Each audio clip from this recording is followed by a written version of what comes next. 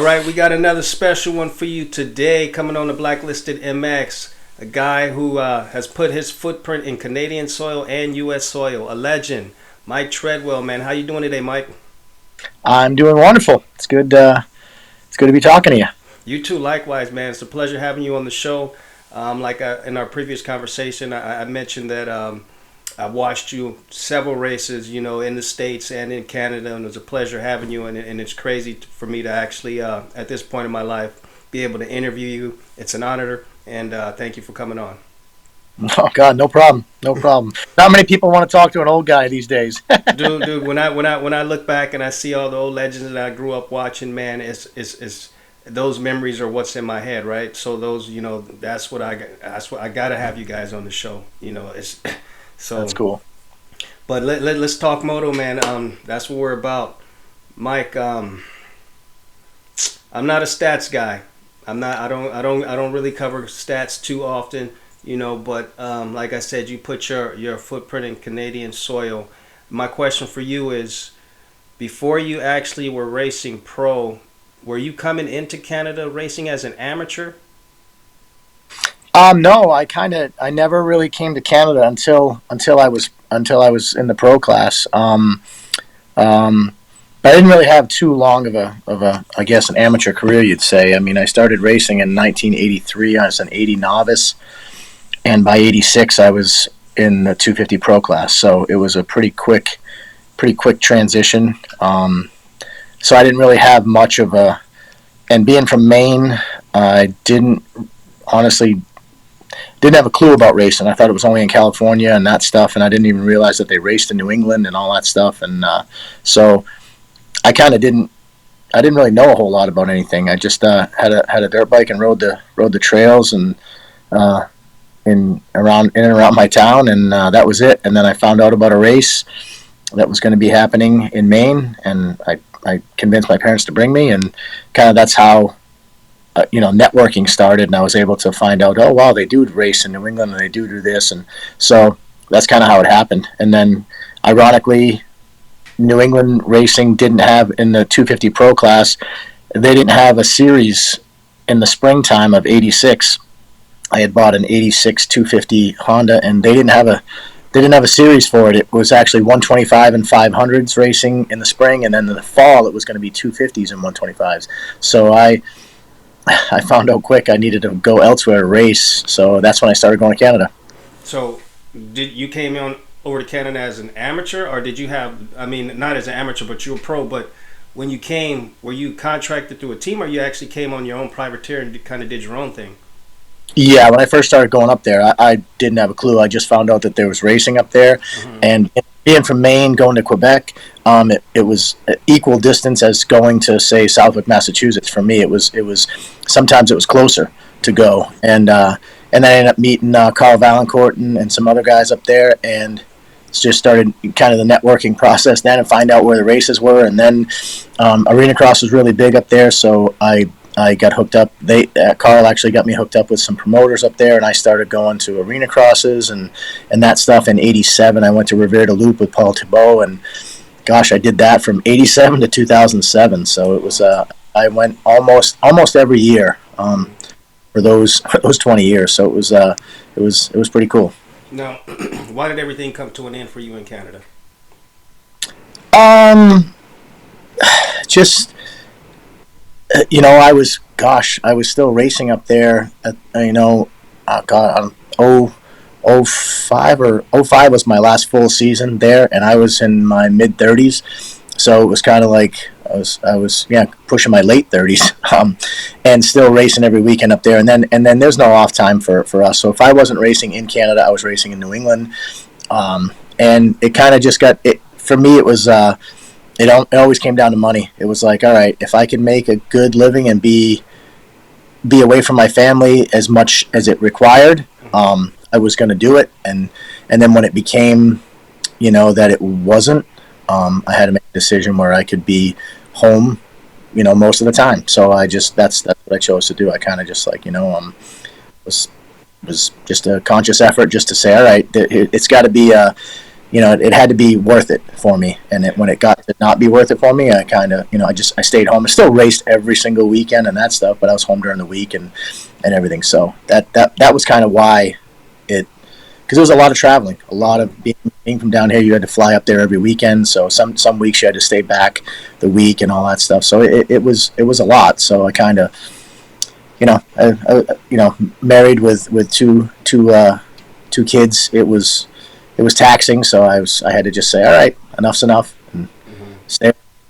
Yeah, makes sense. Now, there was this old saying back in the days, like in Southern California, well, Canadian boys aren't as fast. And you would see a lot of pros from the States, towards the end of their careers, they would come over to Canada and do fairly well. Do you feel like that during that time that you were racing here, that it was any easier for you to be here to race than it was for you in the States?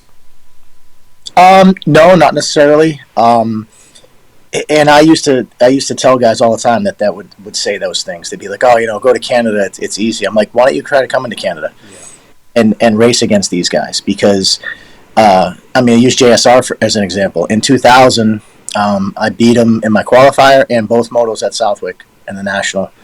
And I didn't really think a whole lot of it. I was kind of like, me and JSR came up through, and I had known him since he first became a pro, and he was a great rider and everything, but I kind of didn't. It wasn't like it didn't really register. It wasn't like I was going, "Oh man, I beat JSR." You know what I mean? Like, I kind of thought. And then you go to Canada and race him, and that's like a completely different. Like, he is, I don't know, man. He had a switch, and he was just unbeatable. And so it was actually really cool for me to be like able to tell those guys, all these guys that would come up from the States. I'd be like, "All right, why don't you try it? Come on up. Let me know what you think." And then he waxes everybody, So there's a lot of people that came after him during his reign. Those 5 or 6 years that he was there was a lot of people hired. Heck, I figured a way to get John Dowd and Keith Johnson to come up, and I thought, I honestly thought Dowdy for sure would have him covered, and it's just. He is phenomenal, and I don't think he got the credit he deserves. I don't think any of the guys in Canada get the credit that they deserve for how fast they are, and I think part of that is because maybe a lot of them have a good niche up there. They make good money, and they kind of stay there. I mean, I always wished Colton would have came to the States, because I feel like he naturally gifted he was one of a kind. I thought, man, it could. Remember watching him at Overton one race and just drop his lap time to like by 2 seconds a lap for like 4 laps in a row to pass Metcalf, Alessi, and a couple other guys. And then once he did that and he got into the lead, then he just backed it down like another 2 seconds and just kept the same lap time the rest of the moto. Like, it was so impressive to watch. And so I don't think all the guys up there got or get still to this day get the credit that they deserve.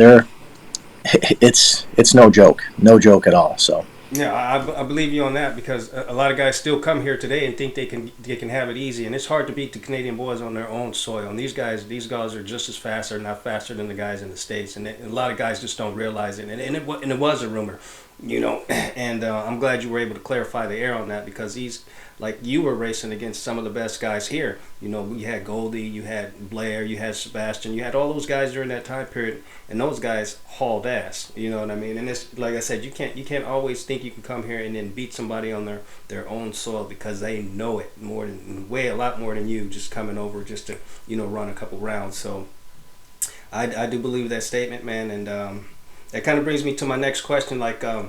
Training, you got all these guys that are training really hard now, or going through these elite types of training camps to be the top at their game, and you come from a generation where there wasn't that. Do you feel like the younger guys nowadays need that type of training to be one of the best?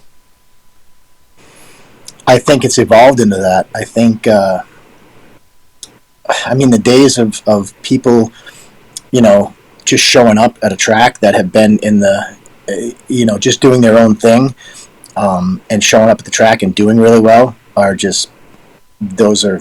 gone. There's no, the whole Canadian thing where guys being in I always understood it, because being from New England, our tracks are a little unique, a little sandier, different, and we always had people coming here to try to train before the Southwick National, and they would get their ass handed to them. So I always got the fact that I could beat somebody in my backyard, but if I went in their backyard, I kind of knew it was going to be way different. So I understood that, and I think nowadays you're never gonna make it unless, unfortunately, unless you're training at a facility and unless, I don't know, unless you're just a freak of nature and you're just you're out grinding your own thing and doing your own thing. But I also think it's not that great for the sport because everybody knows what everybody's doing. Like the getting better than somebody is just so small increments nowadays because everybody's doing the same thing. Everybody's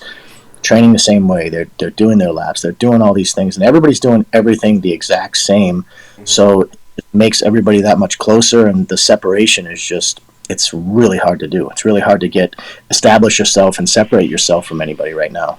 That's true. I kind of feel slightly different. I think you have these one or two guys that'll come through the ranks that don't have the resources, that don't have the money to be able to go to all these training camps, but their heart desires it the most. Their mental, is on the right page, and they train just like one of the guys do. The other guys do at these training facilities.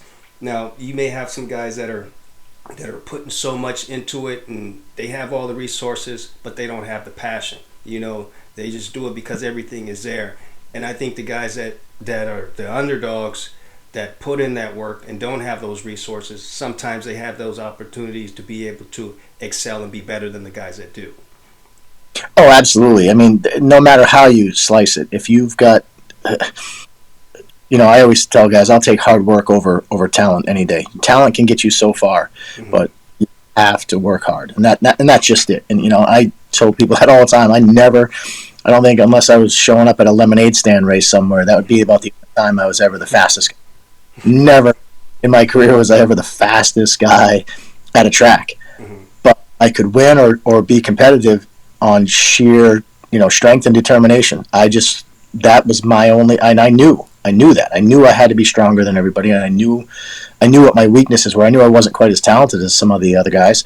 I might not have as good of equipment, but I knew when the 2-lap board came out and their tongue was dragging in the spokes that I was going to be pouncing on them on the last 2 laps. Like, I wasn't going to get tired, and that was I knew going in, so that was my mentality. So I know absolutely what you're saying. I don't think that you can't make it without going to those.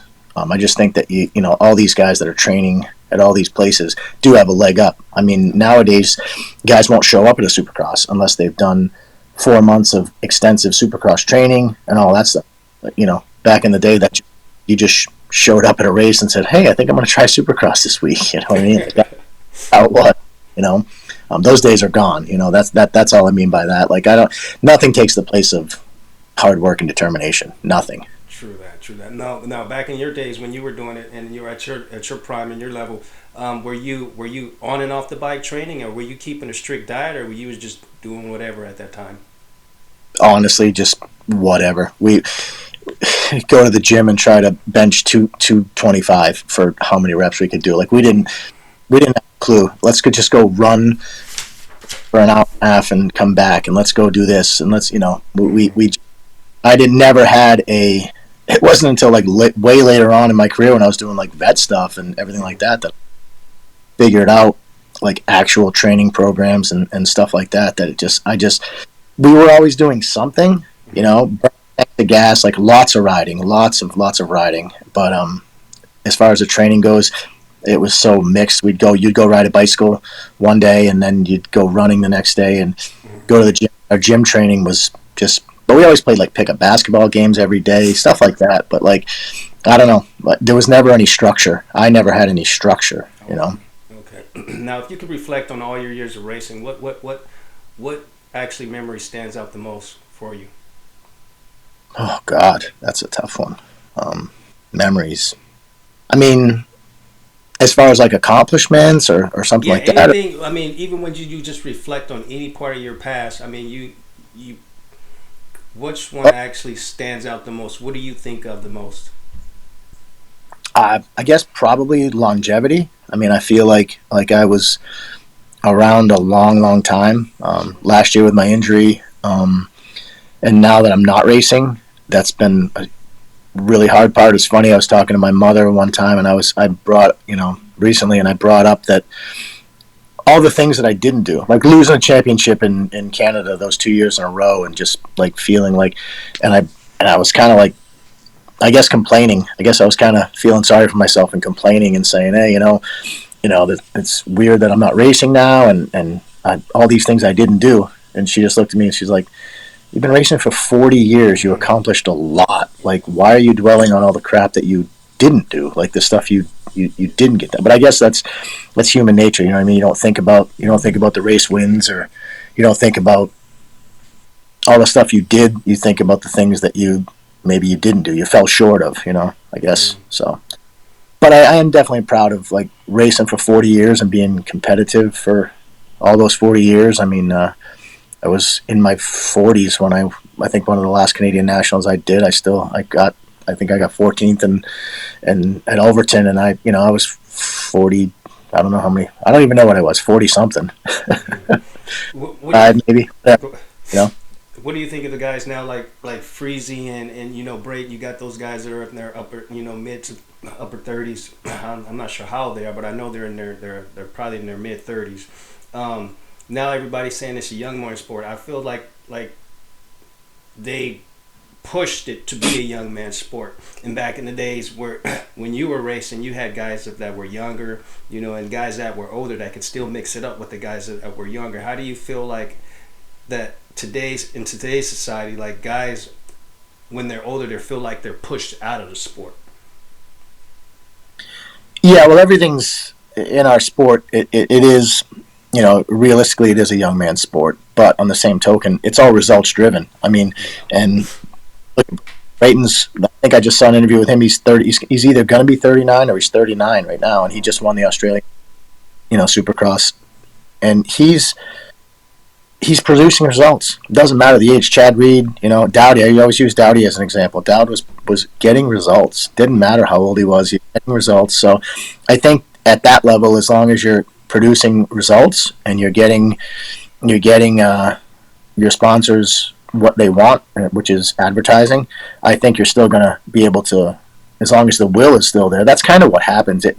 Guys, typically back in the day, guys would want to start families. So the magic number was always 27. It was guys retiring at 26, 27, and that's how the plus 25 class started. You know what I mean? Plus 25. That's a vet class. That's crazy to me. But, nowadays, you know what I mean? But I just think that people now, it used to be totally taboo. You couldn't couldn't be married and couldn't have kids if you were a professional racer. And that stigma's out the door now. It's been that way for quite a while now. Now it's no big deal to see a family at the track with the rider. We're back in the day in the 70s, 80s, and 90s. They were like, "Oh my God, he's over the hill." I remember when I got married, guys at the track. "Oh, you're gonna slow down now." Then I had a kid. "Oh, yeah, you're gonna start going slow now." Then I have another kid. "Oh, you're really gonna start going." You're like, well, you certainly hope so. You hope I start slowing down, but I don't really feel like I. So I think that's kind of gone by the wayside, and I think as long as you have the will and the desire to train, that's half the battle when you get older, is staying in shape. It's a lot harder to stay in shape as you get older, so I think that's kind of what happens. But if they got the will, ride it out. That's true. That's how I look at it, man. All right, I want to talk about your accident that you sustained in 2021, and you didn't know if you were going to make it or not. You were in an induced coma. My question for you is, how was it like being into induced coma? Because you hear so many things about people being in a coma for 10 years and coming out of it, and there's these crazy stories that just you randomly hear when you watch certain things about people being in the coma. And you had, like, some guys, they get hurt, they get paralyzed, that's a whole different story. But being in a coma, were you able to hear? Were you able to dream? Because it's like you're physically, your body's there, but where's your mind at that time? And how were you? What was your feeling, or do you remember any of this stuff that took place when you were in the coma? Yeah, bits and pieces. It was weird. I just was hooked up to a machine, and it was kind of breathing. It was on my face, and I just remember like coming to in the, I don't know when it was or whatever, but kind of and looking at the nurse and like trying to speak, but I had things going down my throat and all that stuff, and I didn't want her to leave the room, and I think in my mind I had a million questions, but I just remember like I guess I must have been giving her a really bad look because when they did take me out of the induced coma and they were that particular nurse came in, she's like, man, if looks could kill, she goes, I wouldn't be here right now because you were like giving me the looks, and but that was just the weird thing. I remember just breathing kind of for me, I guess. Not I don't really know what the machine does for you or whatever, but yeah, the bits and pieces of that I do remember, and being super scared and everything like that. But yeah, it was definitely a weird time. Yeah, I want to share a story with you before I wrap this interview up with you. I got another buddy actually. His name is Mike, and we used to party. We used to party pretty hard together. And one day he went to a party, and he partied hell of a lot harder than I did. So one day he went to this party. He was snorting, drinking, and it was at a hotel. And he went to the pool, and then some time went by. Like, hey, where's Mike? Went looking for him, found him in the pool. He drowned. He was in the pool, floating in the pool. Pulled him out of the pool, started doing CPR on him for the longest time, called the paramedics, doing CPR on him the whole time. Up until the paramedics got there, they took over. They did CPR on him all the way up to the hospital.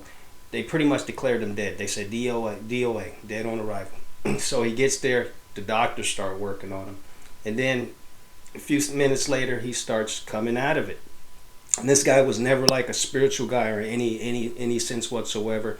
And then when he finally fully recovers from it, he was like a stronger believer in God. And that's why I was asking you, about that coma, because like, where's your mind at during those time periods? And like when you have those injuries, like it'll change you. You know what I mean? It'll make you think differently.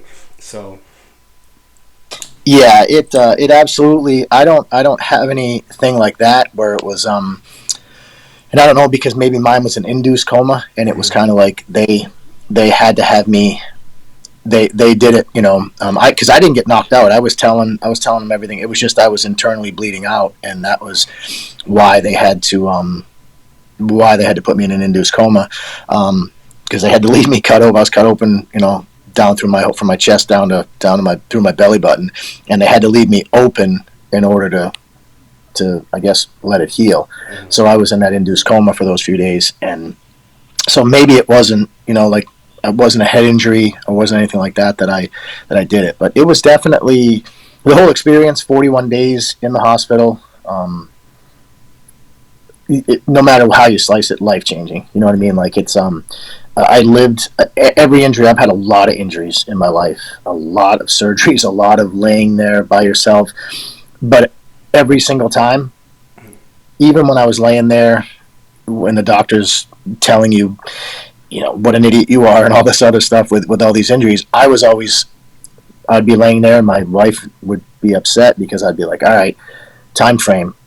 I got 2.5 months until this race. This is what I've got to be doing. I've got to, we got to get this fixed. We got to get this because I want to be able to be healthy for this, and this was completely different. This was, when they were, it was heavy because like them telling me that they were going to do their best to save me, that I was bleeding out, and I was trying to get them to transfer me to another hospital, and they told me, listen, you won't survive the trip in the ambulance to get you to Hartford Hospital, So I was kind of like, whoa, that was kind of a slap in the face, a little bit of a wake up call. So they told me before I went into surgery, they told me that, they were going to do the best to save me, and I was in the right spot. So it was heavy.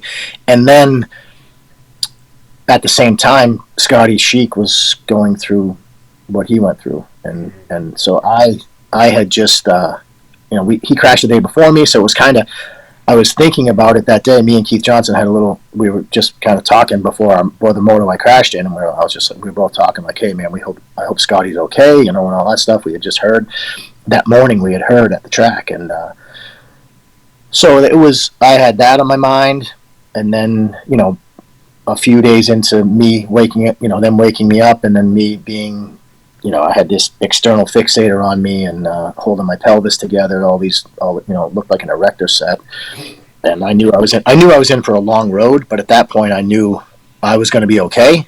And then I almost felt guilty because a couple days into it, Scotty had passed away, and I don't know. And just on social media, everybody had all these, well wishes for both of us and all that stuff. And then Scotty passed away, and it was, I don't know. I had like a super amount of guilt for a bit, and like being like, I was like, oh man, what, how did I make it and he didn't? Type of weird stuff. Just a lot of stuff. And when you're laying in a hospital bed 24 hours a day, and I couldn't even roll over. I could do nothing. I just laid on my back.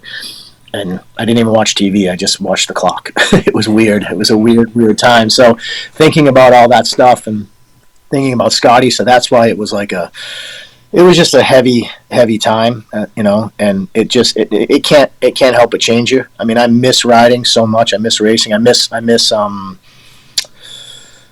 the banter at the track, breaking balls and all that stuff that we do in between motos and everything like that, all that stuff. But, when you think about the alternative and what could happen, and I've been married for 26 years. My kids have put up with a lot of stuff that I put them through, and that was kind of the icing on the cake. It was like, listen, as bad as I want to do this, there's more going on here than that. So it's one of those things, but it definitely changes you. So spiritually, I don't know that I didn't get to see what your buddy saw and all that stuff, but I mean, I saw what it did to my family and what it's done to not only my wife, kids, but my parents. I mean, my parents are older, and I put them through a lot of crap. So it was time to move on. Change it up. Yep. Well, Mike, man, I want to thank you. I appreciate your time for coming on to the show. It was a pleasure having this interview with you, man. Very interesting, and I definitely, like I said, I want to thank you. Just giving me your time. Just like I said, being an amateur, watching you and being able to hear it from you and how your life was as racing here in Canada and the States and what you've gone through was an honor to hear, and to be able to catch up with you, man. I want to say thank you. No, I appreciate it. Thank you very much, and great talking to you. Great talking to you. I enjoy all your podcasts. I check them out and everything, so it's really cool. No, appreciate thank you, Mike. I appreciate it, man. And is there any shout outs you want to give before we wrap this up? Just all my family, my wife Elise, my daughter, both my daughters Hannah and Lindsay, my parents, all the people I work with, all my people from IBEW Local 42. They through all my injury, everything like that, everybody supported me so much, and throughout my whole career, I've been working. I've been a power lineman for 25 years, and all through the time, when I was working up there, everybody always supported me, and so it's great. So I can't thank all the people and sponsors. I mean, I've had so many great sponsors throughout my career, and they still to this day, even though I'm not racing, throw me hats, T-shirts, and say, wear this and do that. So it's really cool. I've had a lot of good support throughout my career. So friendships and everything. So just thankful. Right on, Mike. And until we catch up again, man, it was a pleasure talking to you, and enjoy the rest of your day. All right, man. You too. Appreciate it. We'll talk to you. Anytime. Bye-bye. Peace.